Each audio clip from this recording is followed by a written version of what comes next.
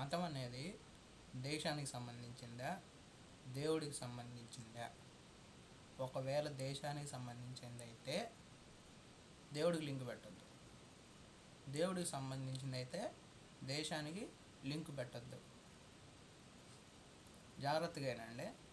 అసలు ఈ మతం అనేది ఏంది? ఎవరికి సంబంధించింది?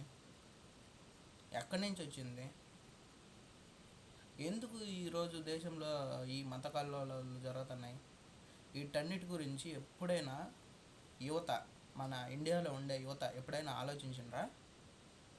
మనకంత ఆలోచించే టైం లేదులే, కానీ ఆలోచించినా కూడా వాళ్ళు ఏం చేయలేరు పాపం. చేసేది ఇదున్నా కూడా వాళ్ళు చేయలేరు. ఈ రాజకీయ నాయకుల ఉచ్చుల్లో పడి ఎంతోమంది యువత వీటికి బలైపోతున్నారు. దేశంలో ఒకరినొకరు గొడవలు పడి కొట్టుకొని చంపుకునే దాకా కూడా వెళ్ళిపోతున్నాయి. అసలు మతం అంటే ఏందని ఒక్కరైనా ఆలోచిస్తున్నారా? ఆలోచించరు. యేసు ప్రభువుని నమ్ముకున్నది క్రిస్టియన్ మతం అంట. ఇక్కడ మామూలుగా మన దేవి దేవతలు వీళ్ళందరూ ఉంటారు చాలామంది, ఒక పేర్లను ఉండవు, వాళ్ళ ఇష్టం అది. వాళ్ళని నమ్ముకున్న వాళ్ళందరూ హిందువులు అంట. అల్లాహ్ నమ్ముకున్న వాళ్ళందరూ ముస్లిమ్స్ అంట. ఇంకా కొన్ని మతాలు ఉండేలేండి, మనకు మేజర్గా తెలిసింది ఇవే. ఇట్లా డివైడ్ అయిపోయినారు. ఇప్పుడు మేము ఇండియన్స్ అని చెప్పేదానికంటే కూడా అందరూ నేను హిందువునో, లేకపోతే నేను ముస్లింనో, నేను క్రిస్టియన్ అని చెప్పుకునే దానికి ఇష్టపడుతున్నారు, నేను ఇండియన్ అని చెప్పేదానికంటే కూడా. కానీ వీళ్ళందరూ ఒకే కంట్రీలో ఉన్నారు, అది చాలా గొప్ప విషయం. అంత గొప్ప కంట్రీలో ఉండి మామూలుగా అందరూ హిందువులు అంటూ ఉంటారు. ఆ హిందువులు ఎందుకంటే కొంచెం మెజారిటీ ఉంటారు ఇండియాలో. మెజారిటీగా ఉంటే మరి వాళ్ళతో వల్ల ఏ ప్రాబ్లం వచ్చింది? వాళ్ళు గొడవలు చేసేవాళ్ళు, లేకపోతే ఇంకోటి అనుకుంటే మిగతా మతాలు ఉండకూడదు కదా, ఉన్నాయి కదా. అది హిందువులది తప్పు కాదు. ఈ మధ్య దాడులు జరుగుతున్నది హిందువులాగా ముసుగేసుకున్న మతం మాదులు వాళ్ళు, హిందువులు కాదు వాళ్ళు. హిందువులు ఇంకొకరితో గొడవ పెట్టుకొని ఇంకోటి ఏదో చేసేసి ఇలాంటి మనస్తత్వం వాళ్ళకి లేదు. కానీ వాళ్ళలో కొంతమంది ఉన్నారు మతం మాదులు. వీళ్ళలాగానే క్రిస్టియన్స్లో ఉంటారు, ముస్లిమ్స్లో ఉంటారు, అది మామూలే, కామన్. అసలు మతం అనే పాయింట్ ఎందుకు ఆలోచించలేకపోతున్నారు? అసలు మతం అంటే ఏందని ఈ యువత కానీ ఎందుకు ఆలోచించలేకపోతున్నారు? మతం అనేది దేశానికి సంబంధించిందా, అసలు దేవుడికి సంబంధించిందా, అసలు ఏంది అది? ఒక వ్యక్తిగతం అది మతం అనేది. మతం అనే దానికి ఏమో పెద్ద ఆరాధించి ఏం చేయక్కర్లా, ఇష్టం మతం అంటే. అది ఆలోచించలేకపోతున్నారు ఇప్పటికీ. వాళ్ళ ఇష్టం, వాళ్ళకి నచ్చలా, అది నచ్చకపోతే ఇంకో దాన్ని తీసుకుంటారు, అది కూడా నచ్చకపోతే అది కూడా వదిలేస్తారు. అదే మతం అంటే, ఇంకేంలే. వాళ్ళేమో కన్వర్ట్ అయిపోతున్నారు, హిందువులందరూ క్రిస్టియన్స్గా మారిపోతున్నారు, లేదా హిందువులందరూ ముస్లిమ్స్గా మారిపోతున్నారు. అది జరిగే పని కాదు. అవి ఎవడో బలవంత పెట్టో భయపెట్టో అయ్యే పనులు కాదు అవి. ఇది హిందూ ధర్మం అనేది ఎప్పటి నుంచో ఉంది. ఇక్కడ ఎన్నో యుద్ధాలు జరిగినాయి, ఎంతమంది పరిపాలించిండ్రు ఇండియాని? మారిపోయిందా? ఆగిపోయిందా? ఆగదు అది. ఎందుకంటే దాన్ని నమ్మేవాళ్ళు దాన్ని నమ్ముతారు, మిగతా వాళ్ళని నమ్ముకునే వాళ్ళు మిగతా వాళ్ళని నమ్ముతారు. మీకు సింపుల్గా ఒక ఎగ్జాంపుల్ ఇచ్చేస్తా. ఈ మతం అనే దాని గురించి ఒక ఎగ్జాంపుల్ ఇస్తా. ఎందుకు ఎగ్జాంపుల్ అంటే ప్రతి ఒక్కరూ పెద్ద ఫీల్ అయిపోతూ ఉంటారు, బాగా ఈయనకన్నీ తెలిసినట్టు చెప్తున్నాడని. అది కాదు, సింపుల్గా ఒక ఎగ్జాంపుల్ ఇస్తా. ఒక రాజకీయ నాయకుడు ఈరోజు మన ఆంధ్రప్రదేశ్లో ఉన్నాడు కాబట్టి టీడీపీలో ఉన్నాడు. ఎవరైనా సరే వైఎస్ఆర్సీపీలోకి పోవచ్చు. ఆయన ఏంది ఆయన నచ్చకపోతే, ఆయనకు పరిస్థితులు అనుకూలంగా లేకపోతే పోవచ్చు, అది తప్పు కాదు. ఈరోజు ఈ స్కూల్లో చదివే ఒక పిల్లడు నాకు ఎందుకో స్టడీ నచ్చట్లేదు, వీళ్ళు సరిగా చెప్తున్నట్టు అనిపించట్లేదు, నేను ఇంకో స్కూల్లో జాయిన్ అవుతా అంటే తప్పు కాదు, అది తప్పు కాదు.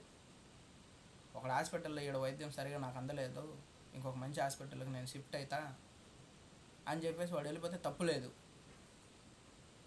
కానీ హిందువుగా ఉండి అసలు హిందూ అంటేనే కూడా తెలియదు వాళ్ళకి నిజంగానే.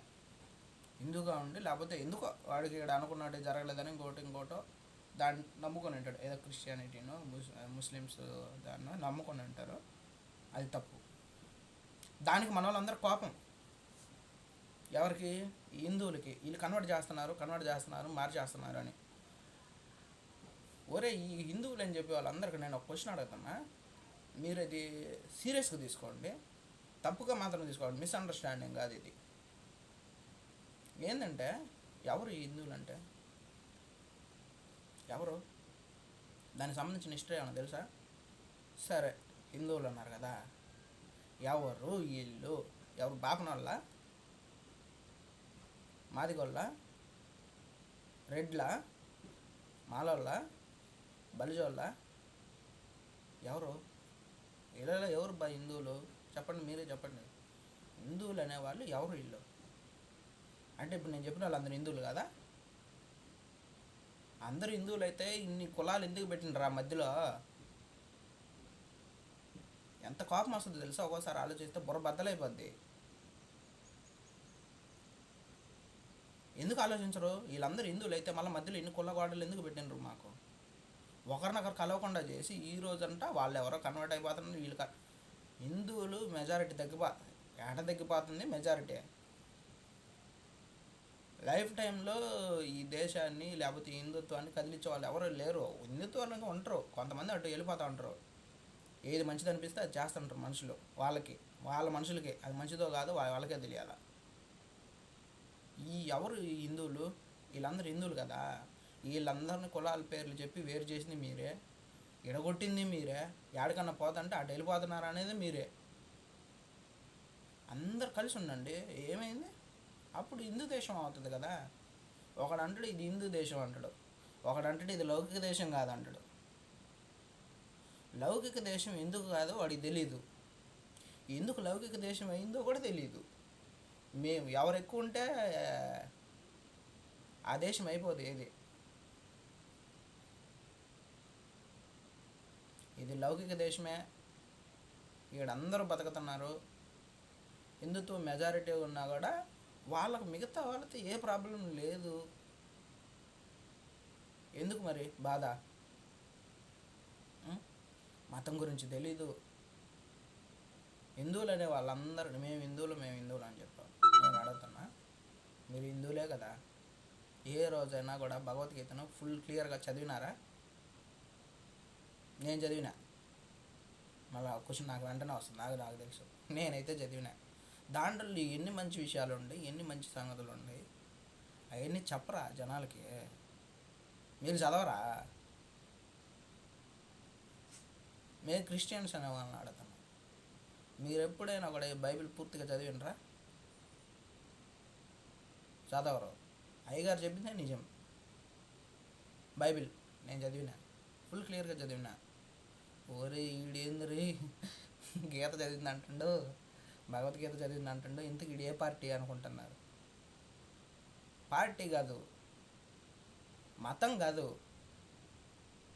నేను ఏ దాన్ని తీసుకున్నా, లేకపోతే బైబిల్ ప్రకారం పోయినా, లేకపోతే గీత ప్రకారం పోయినా, నేను ఒక ఇండియన్ని. భారతదేశ పౌరసత్వం నాకున్నది. అది మనందరిది. ఎవరికైనా కష్టం వచ్చితే చూసి మనం బాధపడుతుంటాం ఒకసారి, కొన్నిసార్లు చేయలేక కొన్నిసార్లు చేసే అవకాశం ఉంది, చేసేవాళ్ళు కూడా ఉంటారు. అది మానవత్వం, అదే గొప్పది వీటన్నిటికంటే. ఇది ఎవరు నేర్పిస్తున్నారు? హిందుత్వంలో మంచి లేదని ఎవరైనా చెప్తారా? క్రిస్టియానిటీలో మంచి లేదని ఎవరైనా చెప్తారా? ముస్లింలో ఉన్న దాంట్లో మంచి లేదని ఎవరైనా చెప్తారా? అన్నిట్లో మంచి ఉంది, అది మనం తీసుకోవడంలోనే ఉంది అంతా బాధ. ఎవరికి ఇక్కడ శత్రువులు కాదు. ఎవ్వరు ఇక్కడ ఓ అని తెగ 1000 సంవత్సరాలు ఎవడు బతకడు. ఈడ తిప్పు కొడితే నీ లైఫ్ టైం ఎంత అనుకుంటున్నావు? ఒకప్పుడు 100 ఉన్నది, ఇప్పుడు 60 ఉంది. నా జనరేషన్ అయితే 40-50 ఏళ్ళకి పోతా నేను. దీనికి వాడిని వెయ్యాలి, ఈయన కొట్టాలి, వాడిని మోసం చేయాలి, ఇదే ఇంకా.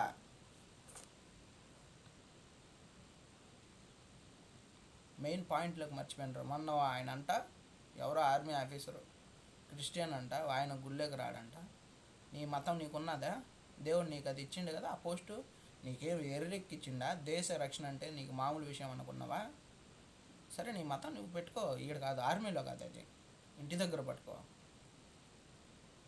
ఇంటి దగ్గర పెట్టుకో. గడప నువ్వు బయట దాటిన తర్వాత అందరూ మనవాళ్ళని అనుకోవాలా. నీకు ఏదన్నా వాళ్ళు పెడతానంటే నీకు ఇష్టమైతే తీసుకో, లేకపోతే కష్టమైతే మానేసి, అంతే. దానికి వాళ్ళు ఎవరేం బలవంతం చేయరు. మనము ఏ విధంగా మనుషుల పట్ల ట్రీట్ చేస్తున్నామో వాళ్ళు కూడా అదే విధంగా మన పట్ల ట్రీట్ చేస్తారు. నువ్వు కోరుకోవా మనం ఎక్కడికన్నా వెళ్తే రెస్పెక్ట్ కావాలని? వాళ్ళు కూడా కోరుకుంటారు. నువ్వు రెస్పెక్ట్ వాళ్ళు కూడా రెస్పెక్ట్ ఇస్తారు. ఇది క్రిస్టియన్స్కి చెప్తున్నా. అంటే వాళ్ళు రెస్పెక్ట్ ఎవరని కాదు, కొన్ని చోట్ల నిజంగా కొన్ని చోట్ల చాలా బాధాకరమైన విషయం అది. ఏదన్నా వాళ్ళ పాపము మన పక్కింటి ఆయన గుళ్ళోంచి ప్రసాదం తీసుకొని వచ్చి పెడతారు. మేము తినమండి, మేము దేవుణ్ణి నమ్ముకున్నాం. వాడికి సరైన ఎక్కుద్ది బీపీ. ఏంది యేసు ప్రభువు ఏం చెప్పిండు, మీరేం చేస్తున్నారు? అరే బైబిల్ చదివిండ్రా, అయ్యగారు చెప్పింది నిజమని నమ్ముతారో? నాకు తెలియక అడుగుతా. నిజమైతే అయ్యగారు చెప్పరు, లేకపోతే అయ్యగారు చెప్పింది నిజమైపోదు. బైబిల్ చదవండి, గీతను కూడా చదవండి. నేను గీత అంటే ఆషామాషం బుక్ ఏం కాదు అది. దాంట్లో మన లైఫ్కి సంబంధించినటువంటి బోల్డ్ విషయాలు ఉన్నాయి. బైబిల్లో కూడా బోల్డ్ విషయాలు ఉన్నాయి. నేను ఖురాన్ చదవలేదు అనుకోండి, నాకు అది తెలుగులో అవైలబుల్ లేదు. ఎందుకంటే తెలుగు నాకు బాగా వస్తుంది కాబట్టి, తెలుగులో చదివితే నాకు కొంచెం బాగా అర్థమవుతుంది కాబట్టి నేను తెలుగునే ప్రిఫర్ చేసుకుంటా. మిగతా లాంగ్వేజ్లు కూడా వస్తాయి, అంత ఎక్కదన్నమాట పూర్తిగా. అసలు ఏం చెప్పాలనుకున్నాడో మనం తెలుసుకోలేము. కానీ గీత నేను తెలుసుకుంటా. గీత మొత్తం చదివితే మైండ్ పోయింది. ఎంత బాగుంది, ఎన్ని మంచి విషయాలు ఉండి అయినా కూడా దాన్ని ఎవరు పట్టించుకోరు. ఏది గీతను దాన్ని ఫాలో చేయరు మన వాళ్ళు, హిందువులు. ఏం చేయాలి వీళ్ళందరినీ? బైబిల్లో ఎన్ని మంచి సంగతులు ఉన్నాయి, అయినా కూడా దాన్ని ఎవరు చదవరు. దాన్ని అర్థం చేసుకోవడానికి ప్రయత్నం చేయరు. అసలు ఏం చెప్పాలనుకుంటున్నాడు? ఏం లేదు. మీకు రెండింటికి ఒక విషయం కంపేర్ చేసి చెప్తా. శ్రీకృష్ణుడు ప్రతి జీవి పట్ల మైత్రి భావన కలిగి ఉండాలి అని గీతలో చెప్పిండు. ఏమంట ఆయన? ప్రతి జీవి పట్ల మైత్రి భావన అంటే స్నేహపూర్వకమైన ఒక సంబంధాన్ని కలిగి ఉండాలని చెప్పిండు. ఇది ఎంతో గొప్ప విషయం. అది కొంతమంది అంటుంటారు ఈ మానవ సేవ మాధవ సేవ అని, మర్చిపోయినరు ఆ సంగతి. అంటే మనుషులకి చేస్తే పక్కన ఉండే వాళ్ళకి నాకు చేసినట్టే అన్నాడు ఆయన. ఎక్కదు మనకు బుర్రలేదు అది. బైబిల్లో నిన్ను వలె నీ పొరుగు వారిని ప్రేమించండి అని చెప్పిండు. ఎంతో గొప్ప సంగతి అది. ఎక్కదు మనకి, ఎక్కదు. ఈ ఆల్మోస్ట్ రెండు సేమే ఉంటాయి. ఇది గొప్పదో అది గొప్పదో అవన్నీ కాదు. మంచి విషయాన్ని ఆడున్నా తీసుకోలేనోడు ఎవడైనా మూర్ఖుడే. ఆడెవడైనా సరే మంచి విషయాన్ని చెప్తే తీసుకోలేనోడు ఒక మూర్ఖుడు. దానికి నువ్వు ఏం చేయలేవు, నేను ఏం చేయలేను.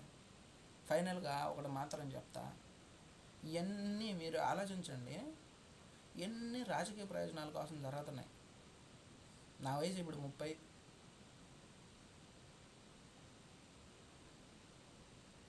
ఈ రాజకీయ ప్రయోజనాల కోసం జరుగుతున్నాయని అందరికీ తెలుసు దాదాపుగా. అయినా కూడా వాళ్ళకే సపోర్ట్. ఈ పార్టీ అని ఆ పార్టీ అని మామ లేడు, అన్న లేడు, ఏం లేడు. ఆ రాజకీయ ప్రయోజనాల కోసం వాడి పార్టీలకి అసలు ఒక పార్టీలో వాడు ఉంటాడు అన్న, ఇంకో పార్టీలో తమ్ముడు ఉంటే ఇద్దరు కొట్టుకొని చేస్తుంటారు. ఆ పార్టీ వాళ్ళకి మాత్రం ఏం కాదు. కావాలంటే చూడండి పైన ఉండే వాళ్ళకి. మధ్యలో నలిగిపోయేది మనమే. అది ఎందుకు ఆలోచించాలో నాకైతే తెలియదు. నేను ఆలోచించిన మనకేం అవసరం లేదు, మన పని మనం చూసుకున్నాం. అమ్మ నాన్నకి ఎంత ఫుడ్ పెట్టినాం, పిల్లల్ని అంతో ఎంతో బాగా చూసుకున్నాం, ఉన్నంతలో అంతవరకే. వీళ్ళ ప్రయోజనాల కోసం ఈ ఇండియాలో ఉండే జనాల మధ్య బాల్య గొడవలు, సింపుల్గా కులం గొడవ ఒకటి, మతం గొడవ ఒకటి, ఈ రెండేస్తే చాలు. వాడే ఫ్యాబ్లెస్ హీరో అప్పటికి. గొడవ పెట్టేది వాడే. దాన్ని అది కరెక్ట్గా దాన్ని ఆపడానికి ప్రయత్నం చేసినట్టు నటించేది కూడా ఈడే. అది పెద్ద దారుణమైన విషయం. అది అది అర్థం చేసుకోలేక స్టిల్ ఈ రోజుకి ఇంకా అట్టే ఉన్నారు. ఈ మతం అనే కాన్సెప్ట్ చెప్పినా కదండి ఫస్ట్లో. ఈ మతం అనేది అసలు ఏంది, ఎందుకుంది, అది ఎక్కడ కనపడుతుందో నాకేం అర్థం కాల. ఈ అవతారాల్లో, డ్రెస్సుల్లో, వీటిల్లో ఉండదు. అది నీ ఇష్టం. ఈరోజు క్రిస్టియన్ కావచ్చు, రేపు హిందూ కావచ్చు, రేపు హిందూ అయినా మనాడు ముస్లిం కావచ్చు. అంటే వాడికి నచ్చిండకపోవచ్చు ఆ సంగతి, లేకపోతే ఆ విషయాలు కొన్ని, లేకపోతే వాడు అనుకున్నది ఏదో జరిగిండకపోయిండొచ్చు ఆ టైంకి. అందుకని నాకు ఎందుకులే అయితే అది చూద్దాంలే అని అనుకుంటారు. అది మనస్తత్వం. అది మనుషుల మనస్తత్వం నిలకడలేనిది అసలు. ఈ విషయాన్ని గమనించుకోండి. అందరు కలిసి ఉండండి. ఈ హిందువులు అనే వాళ్ళకి చెప్తానా, మేము హిందువులం, భగవద్ బంధువులం అని మా అడ్డూరుగా అంటించారు ఎవరో. ఓకే, మేము హిందువులమే, మరి ఏం చేద్దాం. ఎవరు చేర్చుకుంటున్నారు? వాడంటాడు మేము ఓసీలం అంటాడు, మేము బీసీలం. అవన్నీ కాదు. అందరు రాముని కొలుస్తున్నారు కదా, అందరూ కృష్ణుని పూజిస్తున్నారు కదా, లేకపోతే వెంకటేశ్వర స్వామిని పూజిస్తున్నారు కదా. అందరికీ మూలం అంటే పూజించే వాళ్ళందరూ ఆ దేవుడి దగ్గర ఉంటున్నారు కదా. ఏమైంది? కలిసే ఉండండి. లేదు, ఎన్ని కుల గొడవలు జరుగుతున్నాయో మీకు తెలుసు, ఎన్ని మత గొడవలు జరుగుతున్నాయో మీకు తెలుసు. ఈ కులం పేరుతో ప్రేమించుకున్న వాళ్ళు ఎంతమంది చచ్చిపోయినారో మీకు తెలుసు. ప్రతిరోజు న్యూస్లో వస్తుంటాయి. కాకపోతే మీ జీవితం మన దాకా రాలేదులే అనుకుంటాం. ఇది ఆలోచించి అందరు కలిసి ఉండడానికి ట్రై చేయండి. నిజంగానే హిందువులు అనేవాళ్ళు ఏకం కావాలనుకుంటే, అందరూ ఒకటి అని మీరు అనుకుంటే, ఫస్ట్ కులాలు ఉండకూడదు. దానికి సొల్యూషన్ ఇదే. చేతనైతే దమ్ముంటే అది చేయండి. ఏంది, అందరు కలిసి ఉండడానికి ప్రయత్నం చేయండి అని గొడవలు పడినట్టు కాదు. కలిసి ఉండడానికి ప్రయత్నం చేయలేడు ఎవడు అంతే, ఇంకా మనిషే కాదు వాడు. ఈడ ఎవరు నష్టపరచరు. కావాలనే మధ్యలో ఉన్నారు కదా, చెప్పినా కదా, రాజకీయ వీళ్ళు ఉంటారు అన్నమాట. వీళ్ళు జనాల్ని పావులుగా వాడుతూ ఉంటారు. కరెక్ట్గా టయానికి పెడతారనమాట మంట జనాల్లో. ఇది ఆలోచించి మీరు జాగ్రత్తగా ఉండాలని నేను కోరుకుంటున్నాను. Thank you.